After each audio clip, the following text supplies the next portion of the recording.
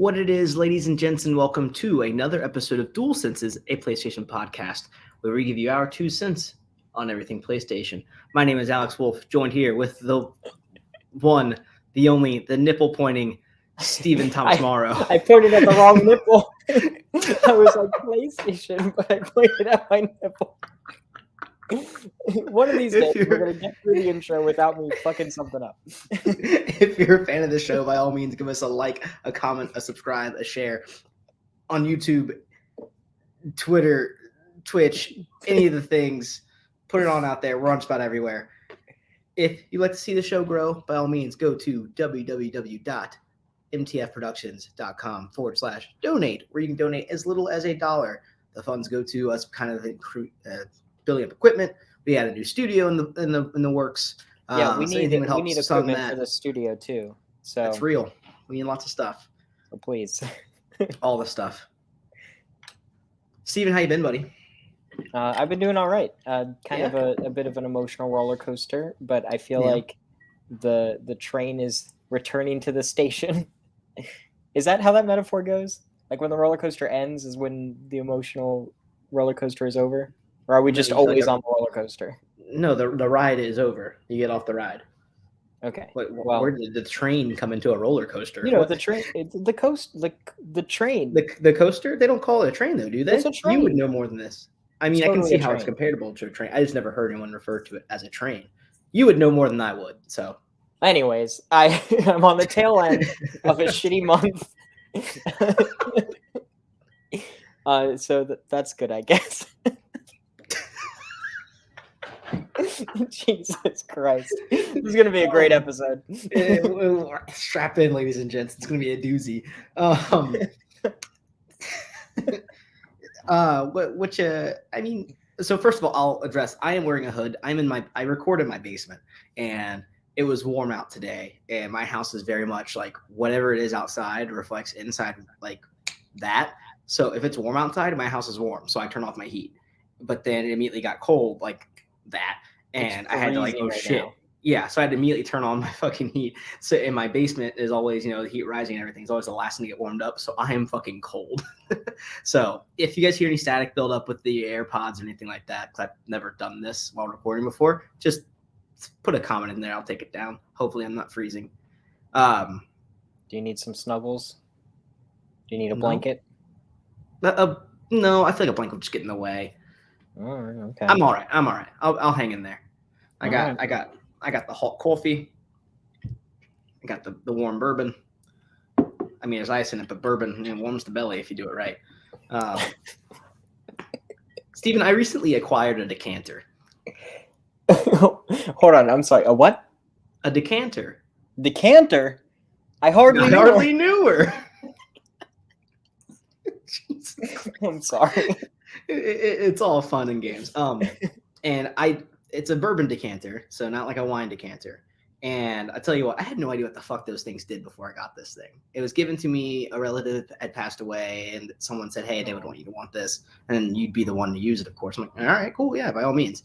When someone passes away, I don't like going through people's stuff. It's very much like wherever things lie. If someone wants to offer something to me because they think I can use it, sure. I will never just go out and say, hey, I want that. It's just not me. Unless it's someone I was like extremely, extremely close to, and I knew that thing. I had some little bit of value between me and the deceased.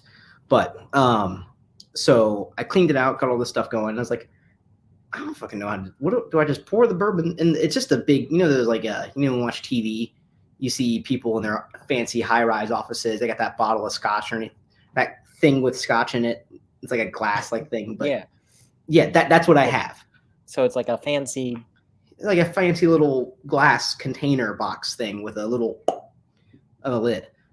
It doesn't actually pop, and I was like, I don't know. So I recently used this. This is my second glass out of using it, and it's supposed to let it breathe, so the oxygen hits it, all that stuff. So it's more aromatic. It's not, when you sniff it, it's not just alcohol you're hitting, but also helps with the taste too. And, it's.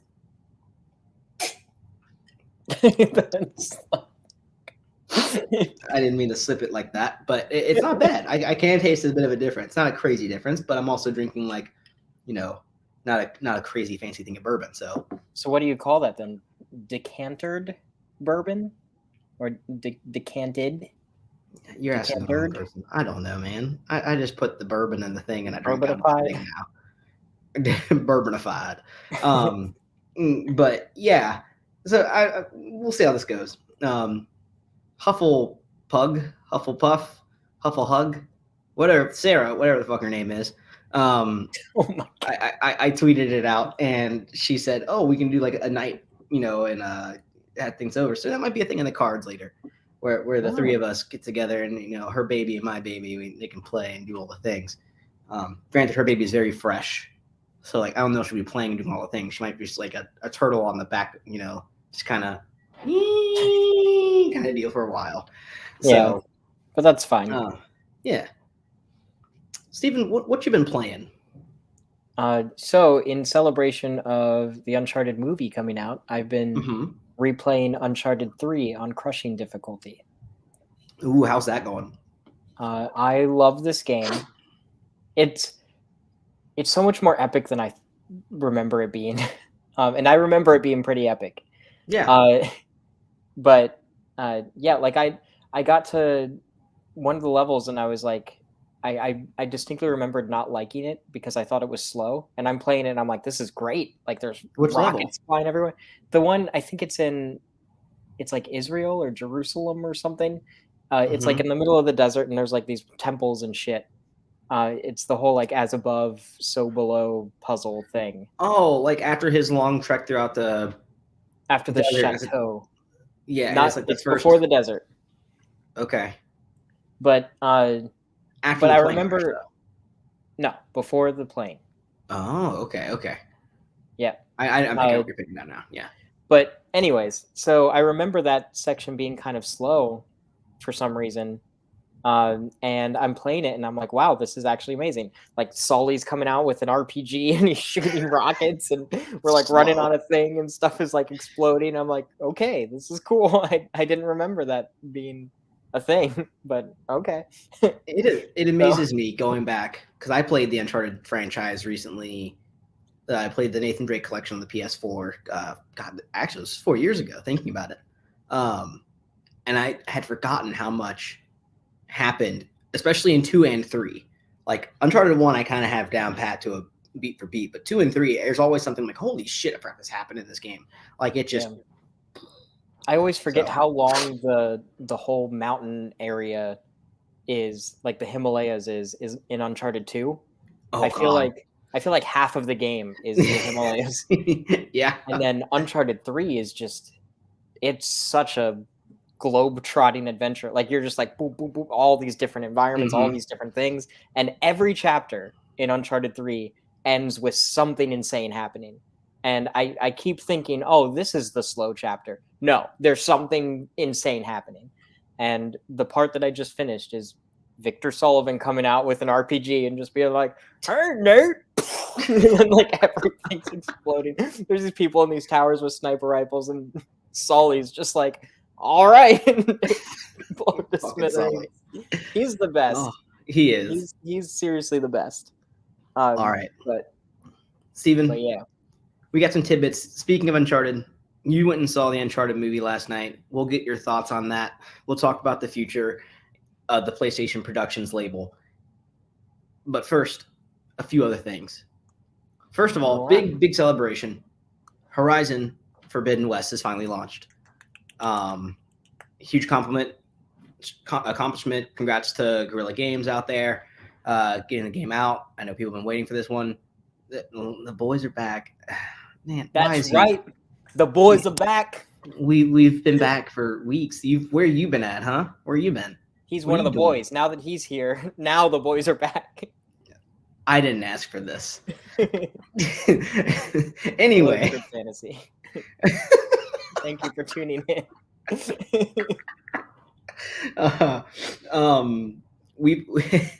Horizon Forbidden West is out. The game's getting critical acclaim across the scale. It's getting 9s and 10s, some 8s here and there, but critically overwhelmingly positive.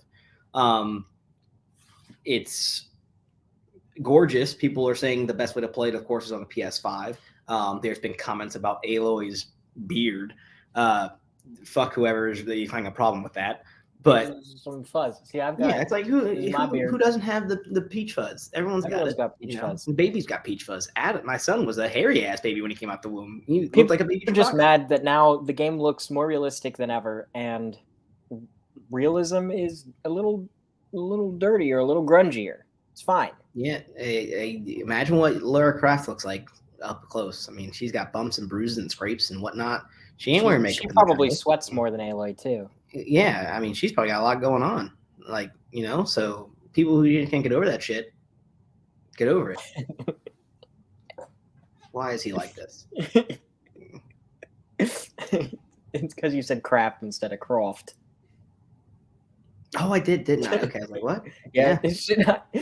I imagine like Laura Kraft is like a kindergarten teacher who gave up like exploring so that she could like do crafts with kids. It's her alias. That's how she couldn't get creative enough to to change her last name. I'm Laura Kraft. Let's do some Laura crafts. Get your Laura Kraft is my cousin, twice removed. Anyway.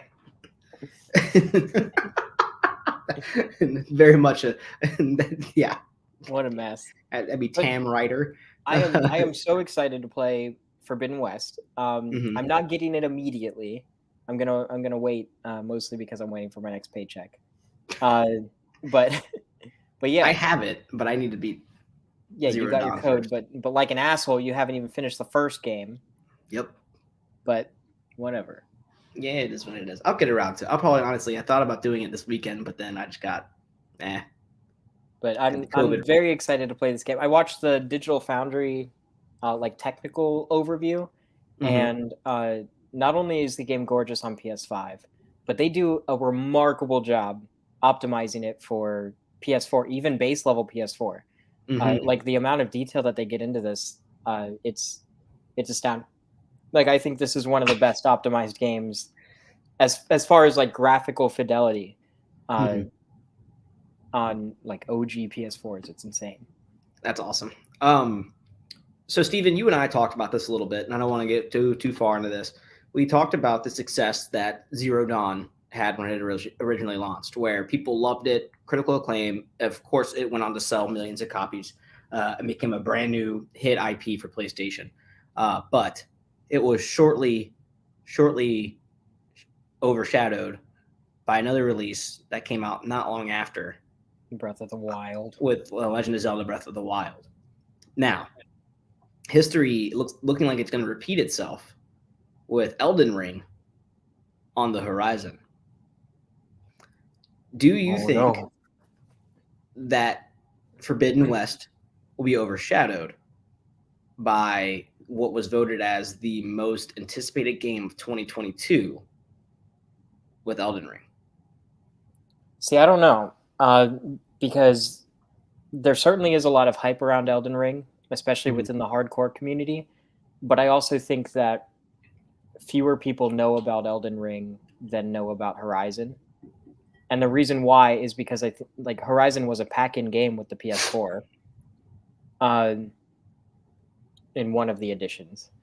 Okay. I was like, I don't remember that, but I'm not at launch or anything, but no. Eventually it was a pack-in game. And I feel like there are just more people who have played Horizon than have played Souls games, because I feel like Souls games are such a, like, we hear about it a lot within the gaming community, but I feel like it's still niche enough. And then Elden Ring doesn't even have the Souls, like it doesn't end in Souls. So I don't know. It's hard to say. I feel like the games are also like different enough, whereas Breath of the Wild and Horizon Zero Dawn, I feel like it was more of a one-to-one comparison, but Horizon is not a Souls-like. Elden Ring is like, I feel like they're almost different audiences in a way. Yeah. But with that being said, I do think Elden Ring is going to get extremely high praise. I think it was just today they released like a sort of in-depth trailer. It was like a 7-minute long trailer that kind of went into detail about different gameplay elements and things like that. And that game looks amazing. Yeah.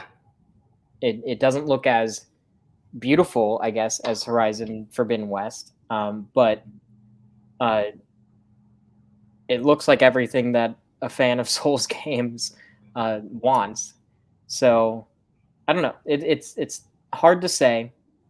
I think that because Elden Ring is a little bit more fresh, it seems to be innovating on the genre a bit more. I think it's going to review higher than Forbidden West. I think there's also a lot of like Souls bias in the industry. Because looking at the reviews, Forbidden West has been reviewing phenomenally. All of the reviews say that it's better in every way than Zero Dawn, but the average score is lower than Zero Dawn, which is interesting.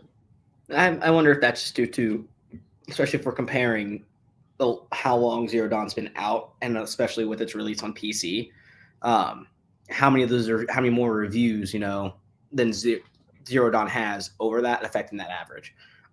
Yeah. So there's that. I think Elden Ring, I think the Souls games, especially with platforms like Twitch and YouTube gaming and Facebook gaming and how popular it's become to stream games, the Souls games have a very, very big community when it comes to streaming.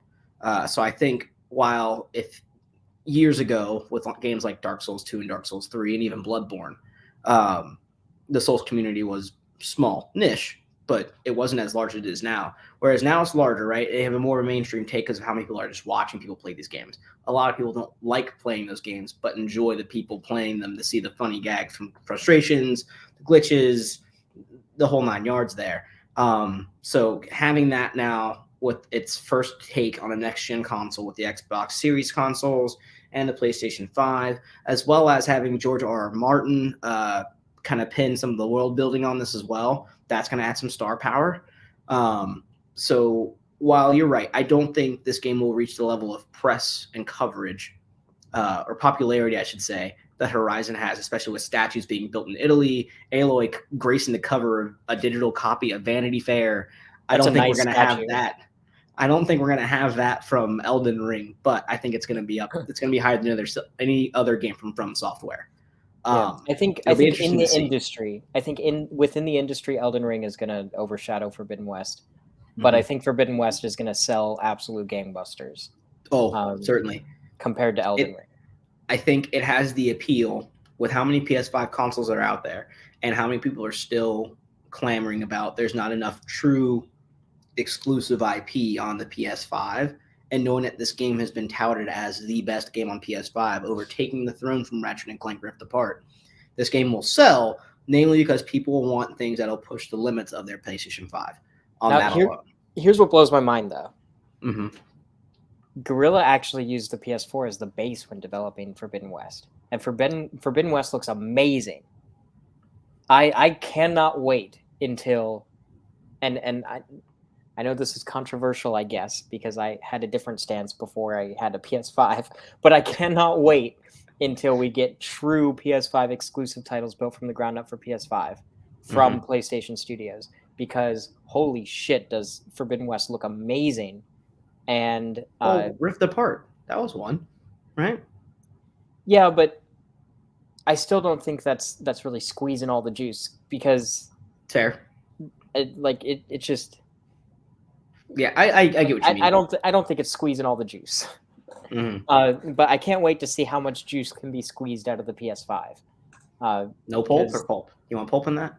Oh, I want pulp. I want all the bits. You want the pulp? I want to be able to scoop it. I want to put my hand in the glass and then just. You might as well just eat the PlayStation. You don't want the juice. You just want the PlayStation. I'll eat one. I'll do it. You provide the PS5, I'll eat it. I'm not doing that. You have one. I'm not going to eat mine. Well, I'm not going to give you mine. Well, I'll eat a PlayStation 5. Make sure you go to www.mtfproductions.com/donate to donate to the PlayStation that needs to be eaten by Stevis Thomas Morrow Fund. Stevis Biff. I can't talk tonight. I don't know what it is. Lara Croft, Stevis Biff. Yeah. Anywho, next up, Steven, moving on along from the Horizon talk, a little bit of information we missed last week was there was a PlayStation 4 and 5 software beta that launched on February 9th. The features, there's a plethora of stuff that was included in this beta, and I'm surprised it's not being talked about more. But new features included new open/closed party chat feature. So you can now have a party chat that's open for your friends to join in, just open willy-nilly. And then there's a party chat feature where you can just close it, so where it's invite only. So that's cool. There is a clearer titling pathway of what is a party and what is messaging. I love that because when I was getting like message notifications on my PlayStation, it would like open up parties. And this is on the PS5, of course. Open up parties and things, and I had to like leave a group for message chats. I'm like, that's really dumb. Can I just not? Like, why is this a party thing? It just didn't make any sense. Voice commands are coming to the PS5 in the future with this, so they're kind of testing out what it can do now. You can get more details on this via the PlayStation blog. Like, this was posted on February 8th, and the beta dropped February 9th.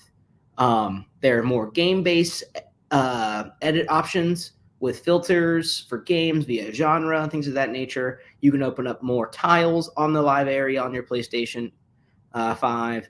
There's more accessibility options, and there's a trophy UI update coming as well. So for those interested, check out the details there. Steven, last night at 9 p.m. Eastern Time, you made your way over to your local movie theater. Not really local, you were just working at the plaza. I mean, it's local. And you trotted your way into a seat that was more likely had a recliner button. You probably had the option to buy an alcoholic beverage. It didn't actually. They don't have the fancy seats in the IMAX, no. Because they try to squeeze as many people as possible in there. I went to see it in IMAX. Went and saw it on a very loud and very large screen. Yep. And you saw Tom Holland, Mark Wahlberg, one person, not two. Tom Wahlberg in Uncharted. Mark Holland. With no caption underneath it, no subtitle. Just Uncharted. That's Drake's not even Uncharted movie. What were your thoughts? Expound. Tell me. Well, real fast, I'm going to ask you a question. Mm-hmm. Do you care at all if I tell like details? What define details? Like spoilers? Yeah, like not like story spoilers, but like just things that I liked that. I mean, as long as it's not spoiler. I mean, we got the viewers here. You know, they might want to go see the movie. I will eventually go see it. But I mean, if it comes if you're just explaining certain scenes and shots that aren't like spoilerific, I think that's fine. There's 1,000,001 trailers and behind the scenes videos on the fucking internet that Sony has put out themselves. So like, by all means, as long as you're not crossing story territory, I think it's fine. Okay. All right. Well then, with that being said, I will not spoil specific story stuff. But before I go into this, I think it's important to set your expectations. This is not a retelling of Uncharted. It's not even really a prequel. I feel like it's a movie inspired by Uncharted. It's got like the fixins of Uncharted, but it's its own thing. And there's similar characters, but they're kind of told in a different way. Certain characters are kind of like reimagined, I suppose. And I think that's reflected in the casting choices with Tom Holland as Nathan Drake and Mark Wahlberg as Sully. So with that being said, I think if somebody goes into this movie with their expectations set where they need to be, I think they'll really enjoy it. Like I thought it was a thoroughly entertaining movie, and it's Indiana Jones, National Treasure, Goonies. It's that. I wasn't expecting that last one. I mean, because Goonies is like a piratey kind of. Yeah, I get you. Yeah, it has that mystique. But there's that plot twist there that doesn't, the typical Uncharted plot twist that happens that's totally like, what the fuck, out of left field that happens at the end. I imagine happened in this movie at some point. Which, well, I guess, but it's not in the way that you would think. But there are a lot of, basically all of the Uncharted cliches, or like the things that you would expect in an Uncharted game. They're here, but they might be like a little bit different. And like there's some scenes that are just inspired by scenes from the games, but are kind of like, it's like a remix of story elements kind of put together with a new cast. But I will say, I think that they actually captured the tone pretty well. And just, I will say, I think that the cast for the video game is perfect. And I mean that, like, perfect, especially when it comes to the main characters, like Nate, Sully, Elena, Chloe. Perfect. I don't think that the Uncharted movie kind of reaches the same heights in terms of the cast and the chemistry between the characters, or with the writing. But I think that that's fine, because this is just a fun movie, and I actually think they did an amazing job. The set pieces, like the action sequences and the set pieces in this movie, are actually really well done. They opted for mostly practical effects, which I really appreciated. Tom Holland does all of his own stunts. His most physical role, which is saying something after doing 5 turns of Spider-Man. Yeah, it's like they filmed everything on practical sets, and of course there's still like, blue screen in the backgrounds and stuff, and they use animation to kind of blur different scenes together. But for the most part, it's all practical stunts and practical effects and things like that. That was, I thought, really impressive, and it makes the set piece scenes that much more impressive, because just like Uncharted the games, there's a lot of big things that fall apart in interesting ways, and things just kind of escalate and escalate and escalate, and that's exciting. So there's that.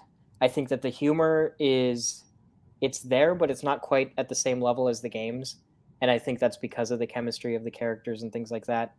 I think Tom Holland actually does a pretty good job playing a Nathan Drake style role, even if he's not as convincing as like a Nathan Drake age. It's still like, it felt more right to me. I think the only role that I didn't like was I can't. Mark Wahlberg is not Sully. He's just not. Mark Wahlberg is, I feel like, in every role he's done, and he has a long storied career. For those who don't know, if you don't know Mark Wahlberg, he always plays Mark Wahlberg. Yeah, he's Mark Wahlberg. Mark Wahlberg in everything he does. It's a different character, different backgrounds for all the characters he's done. No two characters are written alike, but he still comes out, and it's like he just woke up, made breakfast, and hopped on set and said, "Okay, this is my day." And it's still fucking Mark Wahlberg, which isn't always a bad thing, but it makes it very hard to honestly, take him seriously. To be fair, I feel like Tom Holland is almost the same way as well. Like Tom Holland always plays Tom Holland, but I think Tom Holland fits Nathan Holland. I think he fits Nathan Drake a little bit better, because his manner, like he's that kind of individual. But I just don't get like quirky, kind of dirty grandpa vibes from Mark Wahlberg. And that's what I get from Victor Sullivan. He's like the quirky grandpa with all of the stories, who's like kind of vulgar and dirty, but like in a suave kind of way that you respect, and not in a way where you're like, oh God. Yeah, he's not sweating like a hooker in church. Yeah, well, I mean, he is, but it's okay. We pat him on the back and we're like, good job. I don't know. But with that being said, though, I think that this is just, in the movie, it's a different Sully, and that's fine. Like consider them different versions or reimaginings of these characters, and then you're fine. So again, if you go into the movie with that expectation, I think that it's really enjoyable. I spent so like the movie started, okay, and they have like the new PlayStation Studios intro thing, and I got chills, and I was like, all right, this is cool. The movie theater was actually pretty full, which was cool to see, and there were moments where I like there would be like a thing on the screen that referenced the video games. Like one of my favorite little references is there's a bar that Nathan Drake works at, and the name of the bar is a famous line from the Uncharted games, and I loved seeing that. And when I saw that, like the camera just pans by and you see it, it's real fast. The whole theater, and this was really cool to hear. The whole theater was like, "Oh!" Like they knew. And the fact that we were seeing a PlayStation movie, an Uncharted movie, like you wouldn't think that many people really are aware of what this is. But literally the whole theater, like was like, "Oh, that's that thing." Like they knew it, they were in on it. That was really cool because I feel like it's the same kind of experience that people have when they go and see the Marvel movies, and there's like some kind of reference. I was just thinking there's like a hush in the theater, and everyone's like, "Oh." I love going to see Marvel movies because of that, even though I don't understand the references and I don't care. I like feeling the energy in the room. But this time, I cared. Like I knew I was in on it. So that was really cool. I get that reference. I was getting like chills. One-liners today. I was getting chills and all these things. So that was neat, and that happened like multiple times throughout. There was a special cameo from one of the actors from the Uncharted games. Very big role. That was really cool to see, and people in the theater like were like, it was heartwarming almost. That was really cool. So yeah, and it also does the thing that started really with Uncharted 2, I guess, and has been throughout the series.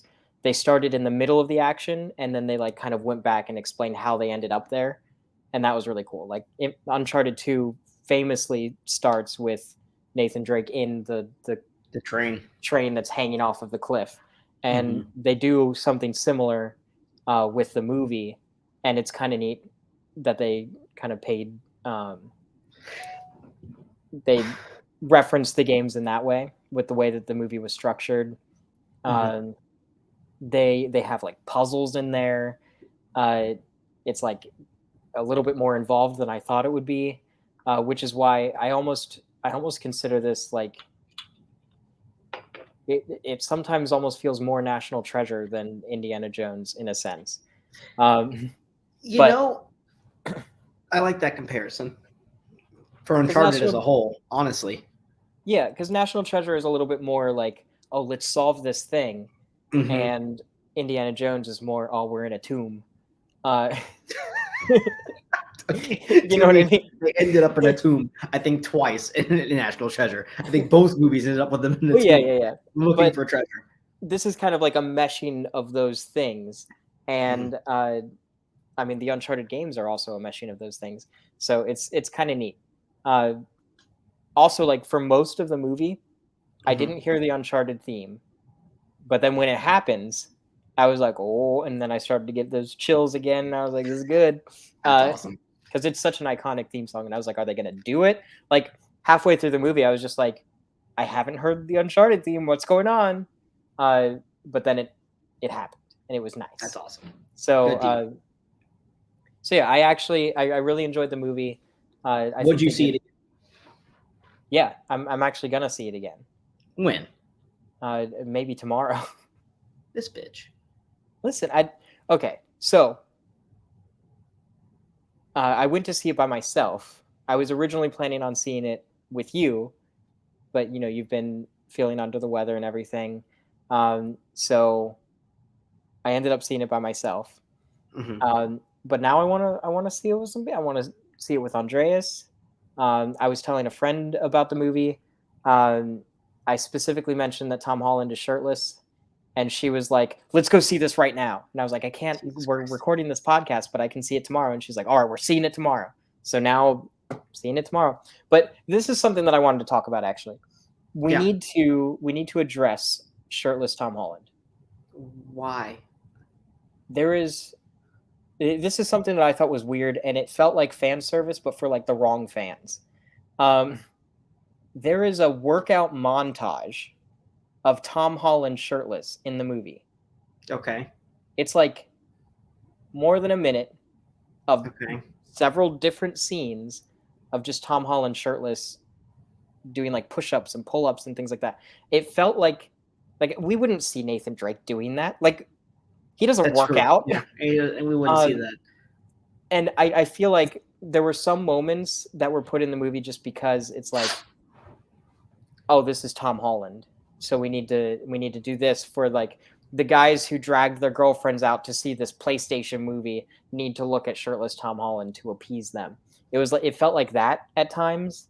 And those were, I think, the weakest moments where it was like, oh, we need to show off Tom Holland. Where it was pulling off more of the standard action movie sequences for the sake of being a trope in an action movie.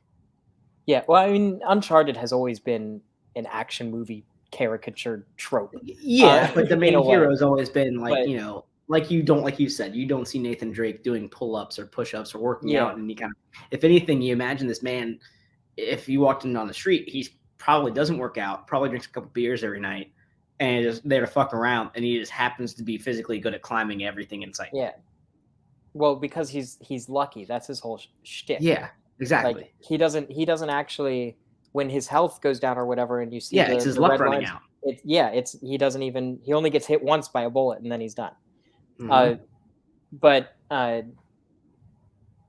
yeah, so that I felt like those moments were kind of weird, but it kind of goes to show they really wanted this movie to be a success, and they really wanted it. I mean, obviously nobody makes anything hoping that it fails, but I think they wanted to be able to justify doing more of them, because there's not only one post-credit sequence, there's two.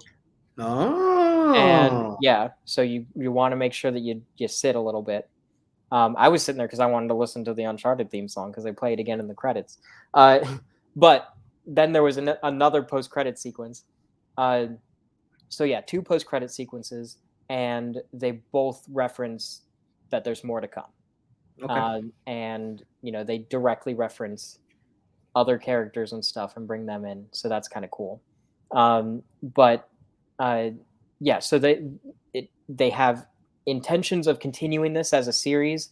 I think that's why they cast Tom Holland, is because he's young and he can kind of grow into the role of Nathan Drake, and they can put him in different directions and things like that.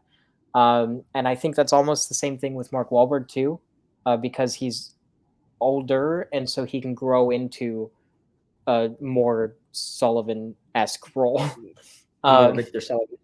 Victor P. I don't think his middle initial is P, but I think Victor P. Sullivan is a full name.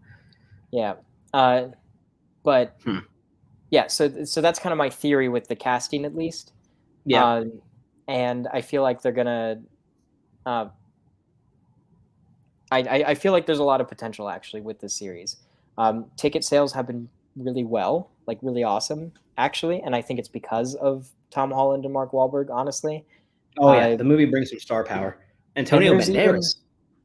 Yeah, and he's got such a voice. Oh my god, his voice. I don't think his character was particularly that interesting in the movie, but every time he spoke, I loved it. Like it's like chocolate. I just want to eat up all the words. Like you'll know when you hear it. It's like it's just nice. He's got a really nice voice in this movie. But yeah, like I feel like for this movie they're kind of like trying to make it like a some world building, some establishing characters. Yeah, they're just like starting it and getting the ball rolling and getting people somewhat interested. I mean, there was even an article and I was sharing this article with people because I was telling them that they should see it, like Andreas specifically. There is an article where the title is literally Uncharted Tom Holland jokes that he's naked for a large portion of the movie. That was used to promote the movie. Is Tom Holland naked? So if that gives you any idea of how they're using Tom Holland's, I guess, sex appeal or whatever. Yeah. But I think that was the weakest part of the movie. Not that Tom Holland doesn't have sex appeal, but that was a thing that they dedicated a weird amount of time. Like, it wasn't really an exorbitant amount of time, but it was weird. More than what you get in a Marvel movie when they have someone shirtless. They usually have like a quick shot, and it's like, oh, wow, okay. And that's it. So there was a workout montage of Tom Holland shirtless, working out in multiple scenes, like multiple different workouts. And then Marvel movie. every time he was coming out of water, which happened a lot, there's a lot of water. Every time he came out of the water, it was like a slow emerging with like the nipples, and you could see through the shirt. He always had a white shirt, and he just like slowly, and then he like strikes a pose. It was weird each time, and it happened several times. The way you said nipples in that, for some reason, did not jive well with me. This is a nipples. Podcast. I was like, I hope you don't know. This is dual nips. We're making R2 nips. On all things boob station. Boob tube. Anyway, so Steven, this is the first film out of the PlayStation Productions label. We just recently saw that The Last of Us TV series will not air in 2022 and is expected to come out sometime in 2023. We also saw there's a pitch out there for a Jack and Daxter movie, amongst a slew of other PlayStation themed things coming into the TV and movie aspect. How much does that label depend on the success of this movie? So I don't think much of it depends on the success of this movie because they already have The Last of Us in development. I think The Last of Us is probably the bigger deal, and probably more important. There's a lot more money being poured into The Last of Us. There's a lot more bigger names and talent. I mean, I know Tom Holland is trendy right now, but I mean, I feel like there's more gravitas to the names that are in The Last of Us.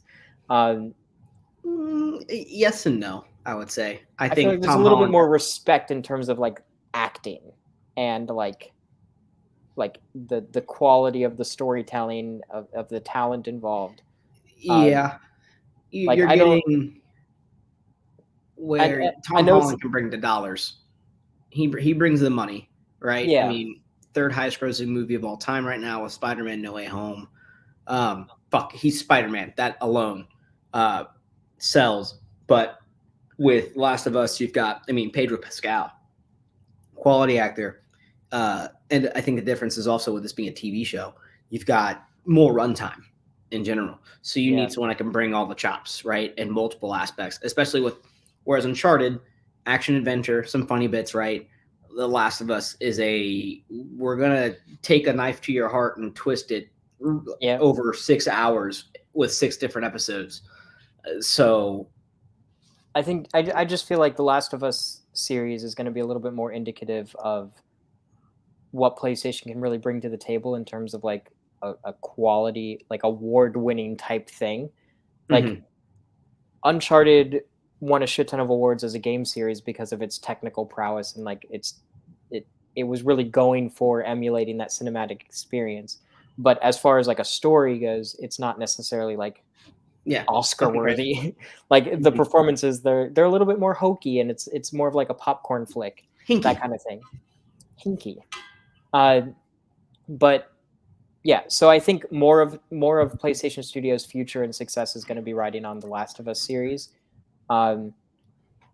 But the fact that Uncharted is performing well in the box office, not necessarily critically, but the user reviews are really high, which is interesting. I think the like Metacritic, I think it's in like the 40s, which is not that great, but the user reviews, it's like I think in the 8s, like 80 something. Yeah, which I expected to happen, right? No one's coming out swinging critic wise for an Uncharted movie, because you're right, the story is nothing spectacular. It is something that's been told time and time again over a numerous number of films and media.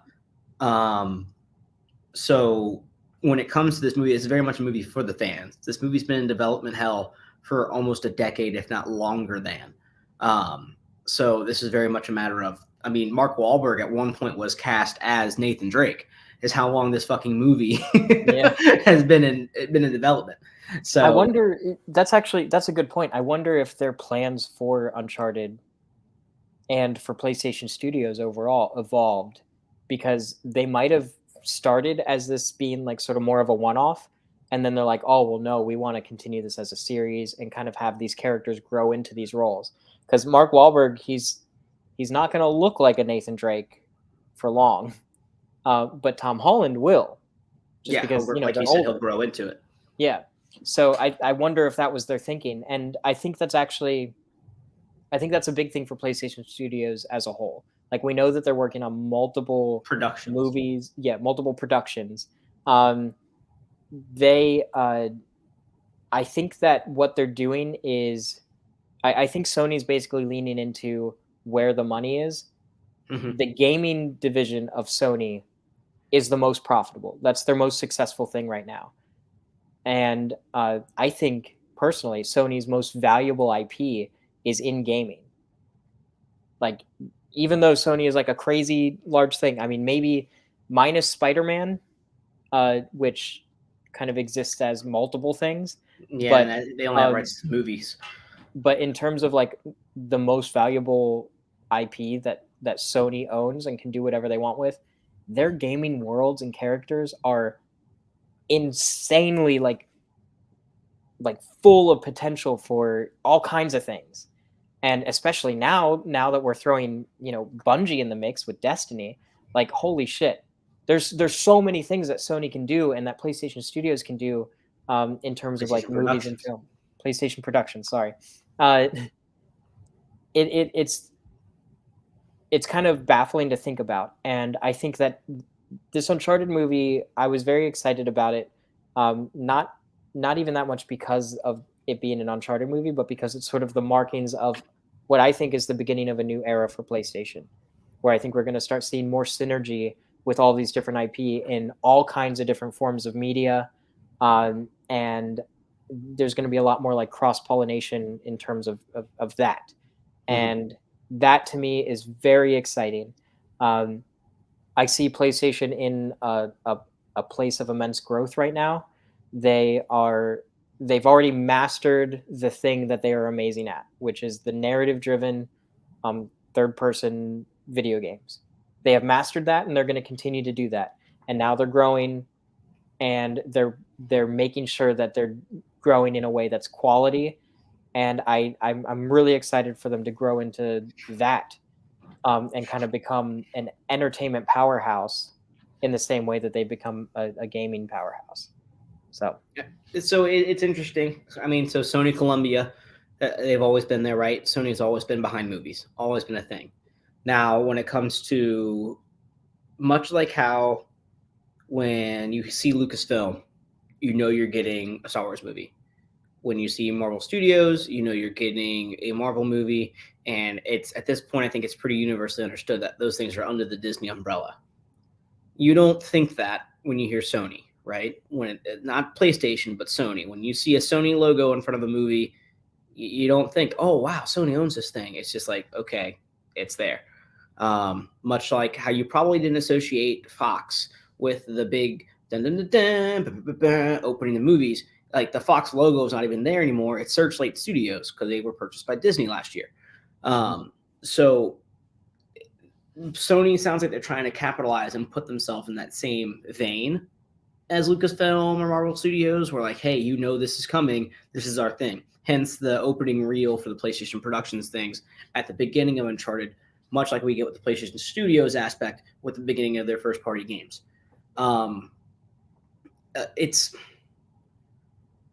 Sony is trying to get into a space it feels like right now that they have the money, and like you said, they've mastered aspects, right? They're leading into the video game aspect. They're leaders in that right now. It's the most profitable. They're like, all right, what are we not hitting on, and what can we do to follow suit of who's doing it better than us? So a worry I have is that they will spend too much time trying to be like everyone else. So here, hold on. I'm sorry. Could you repeat that? My internet was wonky for a second. A worry that you have is that they will try so hard to be like everyone else. So you and I actually talked earlier this week about you were interested in seeing a world building or overlapping thing with universes under the umbrella of the PlayStation IP. And I thought about that for a while, and that is just for me. That was a little bit of like a pie in the sky kind of conspiracy theory type thing. But, I was kind of just going on a tangent, but and I understood. But so for me, it was thinking about that. Like, man, would I enjoy that as someone that loves the inner workings and the overlapping of stories with Marvel movies and DC movies? I don't want that with PlayStation, and I honestly don't want it in a lot of things. The reason being, it works for things like superheroes, right? Because a lot of those characters had their stories start in other superhero comics. Like comic books are built on top of that. So having it happen in movies is just natural. And because of things like licensing and this, that, and the other, especially how Marvel movies and superhero movies in general were assigned to different studios and people own the rights, much like how Fox Studios owned Fantastic Four. They owned X-Men, but Sony had the juggernaut that was Spider-Man and still does. That played the workings into it. So hearing superheroes crossing over on screen in a live action scale is unheard of, and to this day, it still takes a lot of work for it to happen. I don't need that with every bit of media I get, especially video games. I love that I can get an individual story with a little tiny Easter egg here and there referencing somebody else's game, an inspiration, or previous title in someone's catalog, whatever. And I'm okay with that. My worry is that, much like you said, it's a pie in the sky for you. I wouldn't be surprised if PlayStation were to do something like that with how much they try every now and then to do what the other guy is doing.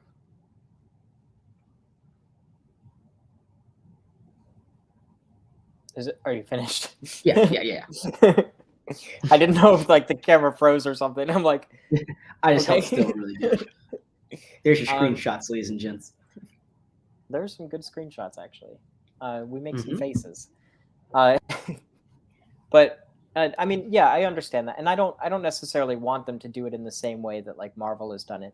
But with that being said, there are a few differences, and the differences being, first and foremost, PlayStation owns their IP. Right.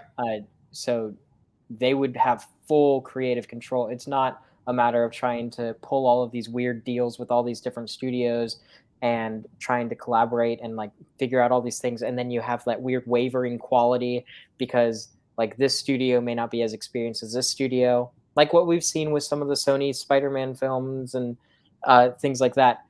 You don't end up with that because they have full creative control. They can go directly to, like, Neil Druckmann is very involved with The Last of Us show. He was one of the executive producers for the Uncharted movie.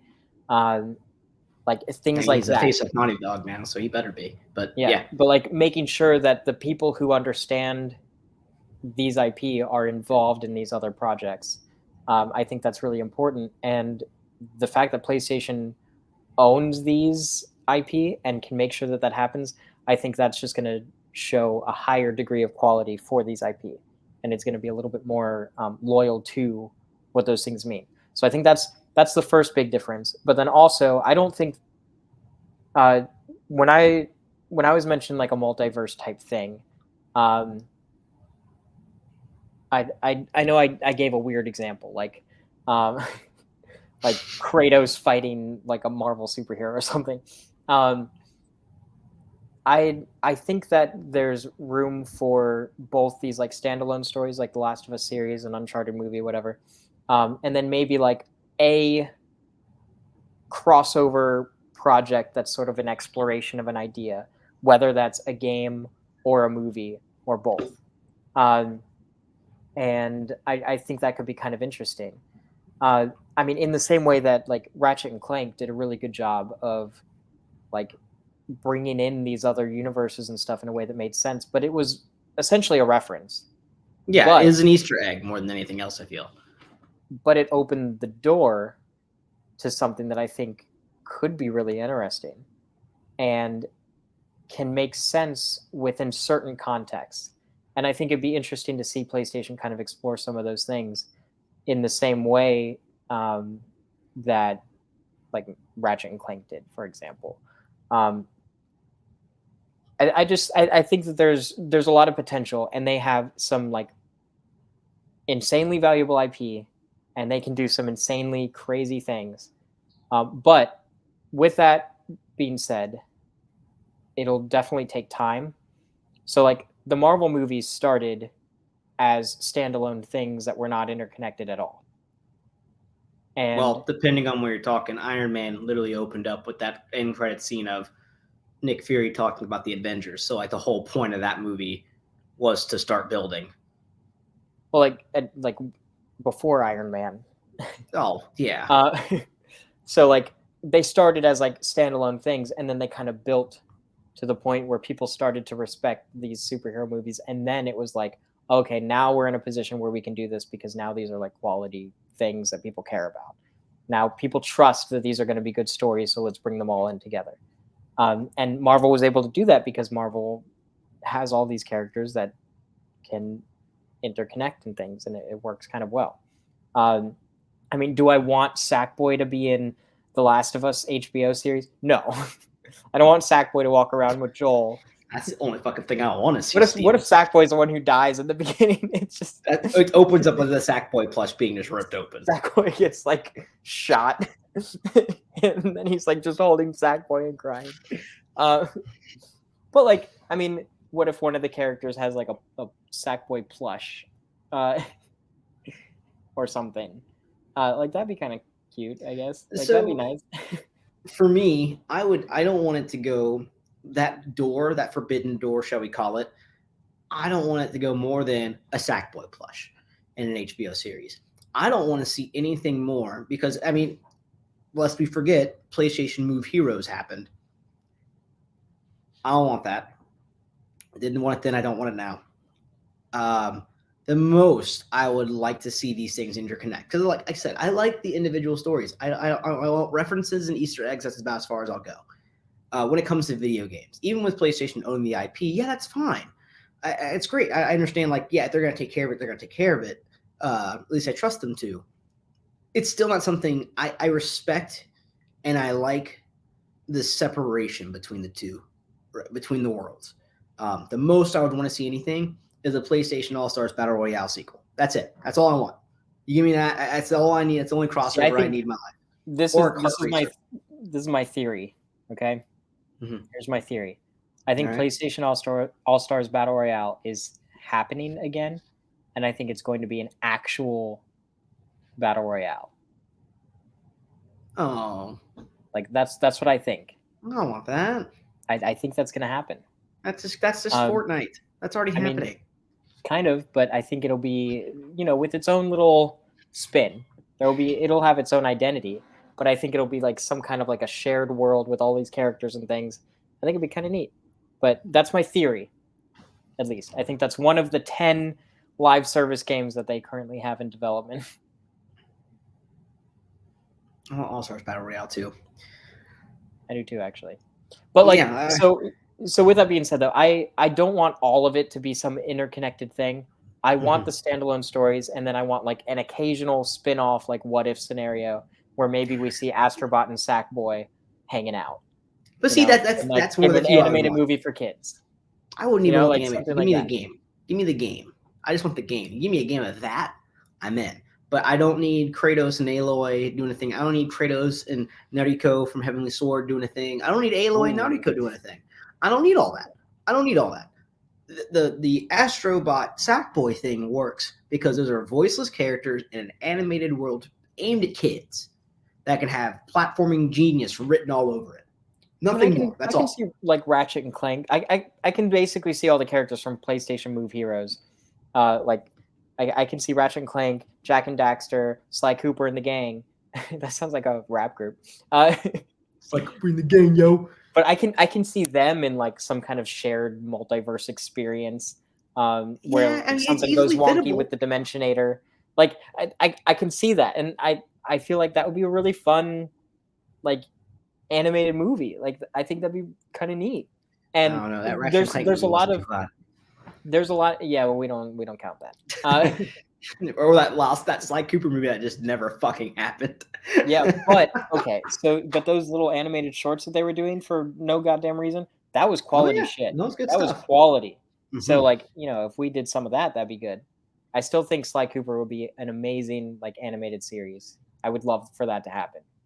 Love for that. Maybe like, nice 15-minute episodes, one-off stories. Boom, boom, boom. I think that'd be good. I would like to see Sly Cooper come back with it. I want a Sucker Punch revitalization, right? I love that they're moving on the new things, but I totally want a new Infamous game, and I totally want, granted, Sucker Punch won't be the one to do this. I want a new quality Sly Cooper game.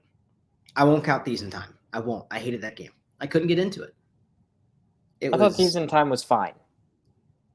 But okay, it's fine. But like it was fine. When I think Sly Cooper, I think the original, right? And then I think of, I go back and forth to tweet if I liked 2 or 3 more. And I think I'm leaning towards 2 because 2 still had that singular focus on Sly. I don't want to play as anyone You don't else. Like Bentley and Murray? I like them, but they're just not people I don't want to play a whole level as Bentley. I don't want to play a whole level. Maybe a mini game. I can only think of That's 2 games. I can only think of 2 games ever, at least that I can think of, where you play as a character in a wheelchair. And one of those is Sly Cooper.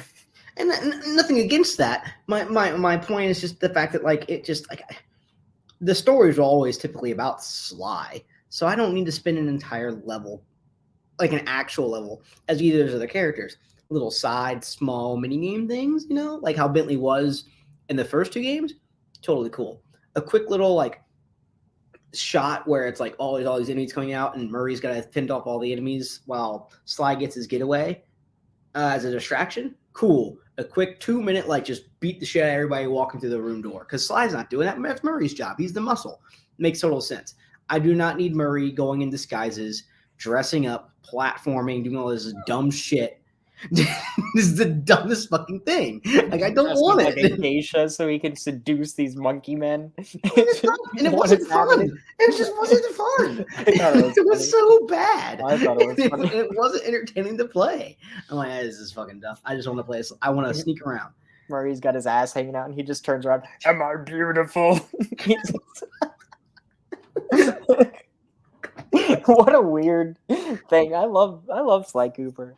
God damn it. But that's what I mean. I want that. Granted, that will come from Senzaru Games if it came from anyone else at this point.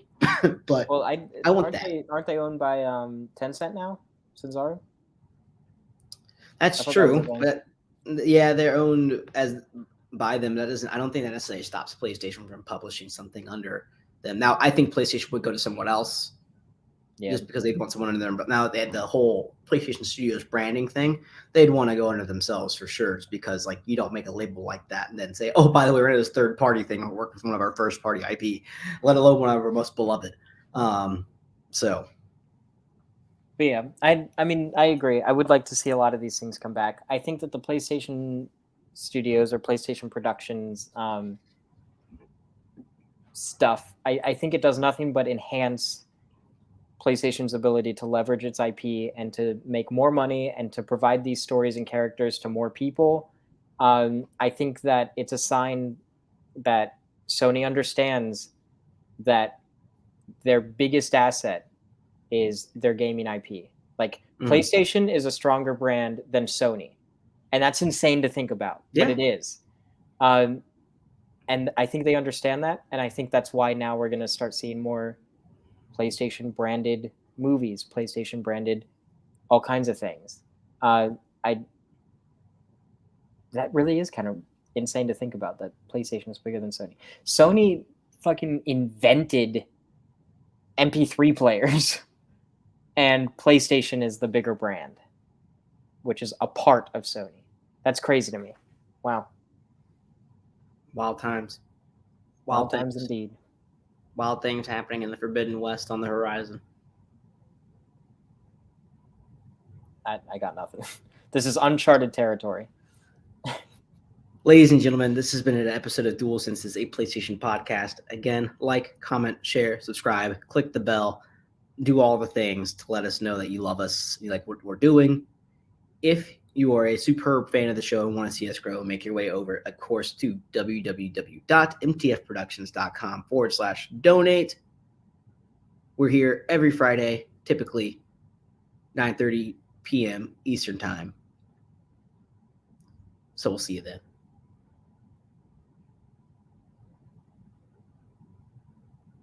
God fucking damn it. Steven, you froze at the end of the show, and I don't know if we're closing out. And I can't end it, so here I am awkwardly talking in the wind. Because this boyish mouth. Can I highlight tweets? Can I do that? I need more power. Steven, give me the power. Oh my God, he's gone. Oh no. How do you stop the stream? How does this happen? Good night, Davin. No, actually stay here. I'm lonely. I don't know what I'm doing. I'm the only one here. This isn't my show. I'm just a color commentator. Alternate ending number 1. Oh no. I actually killed Steven. And this is my show now.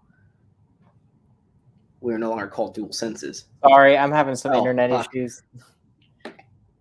All right. I'm back. I apologize. You're back in time just to close the show because I've already done the outro.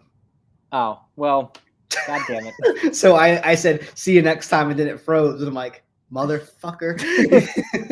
Steven, God damn it. Yeah, first the opener, at least it happened at the end. At least it happened at the end and not earlier. That's right, Trip Fantasy. We're bringing back Wolfie's Gaming Den. Here it goes. Honestly, I've been thinking long and hard about that. If I have the time and the patience, I may do it. We'll see. Honestly, you should. More content, more stuff. I like it. I don't have the time and the patience, I feel like. But we'll see. I'm not wiping it off the table. All right. Okay. Until then, we'll see you next week. Thank you, everyone, for tuning in. Sorry, I disappeared. End the show, Steven. You're gone off. I'm working on it. You left and we come back. I missed the whole speech. I gotta say goodbye. Jesus Christ. All right. Thank you, everyone. Love. This motherfucker wiped away all the banners before we actually exited the show. Why? Because otherwise they're there when I do the thing. Oh, all right. See you all later. Love you. Bye.